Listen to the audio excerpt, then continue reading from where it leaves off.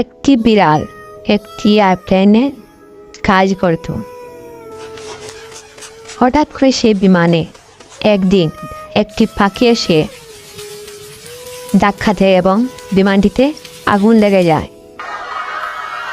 তারপর সেই বিমানের মানুষগুলো আতঙ্কিত হয়ে পড়ে এবং সেই বিড়ালটি সেখানে সবাইকে সতর্ক করে দেয়।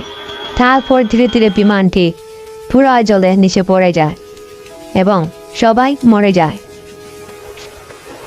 তারপর সেই বিড়ালটি স্বামী এসে সেখানে তাকিয়ে থাকে এবং তার ছেলেটিকে নিয়ে সেখান থেকে চলে যায়। কান্না করতে করতে সেখান থেকে চলে যায়। তারপর কিছুদিন পর সে আবার নতুন করে দুধকে বিয়ে করে এবং তারা বাপ ছেলে অনেক হাসি খুশি থাকে। তারপর হঠাৎ করে সে একদিন তার কাজের জন্য বাইরে চলে যায়। ওর কাছে দ্বিতীয় স্ত্রী গেছে তার বাচ্চাটি দিয়ে এবং সে কাজে অনেক বিজি রাখে।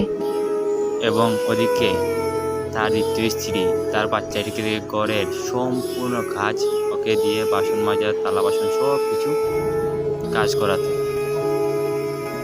এবং বাচ্চাটি অনেক কষ্ট পেত। ঘরের যা আছে সব কিছু ওর আতানে দিয়ে পরিষ্কার করানো হতো। এবং তার স্বামী একদিন হঠাৎ করে চলে এসে এগুলো দেখে সে অবাক হয়ে যায় এবং তার স্ত্রীর কাছে দ্বিতীয় স্ত্রীর কাছে গিয়ে সেই স্ত্রীকে গালাগালি করে সেখান থেকে সে তাকে বিদায় করে দেয় এবং ডিভোর্স দিয়ে দেয়। তারপর তার বাচ্চাকে নিয়ে সে খুলে নিয়ে সে জড়িয়ে দেয়।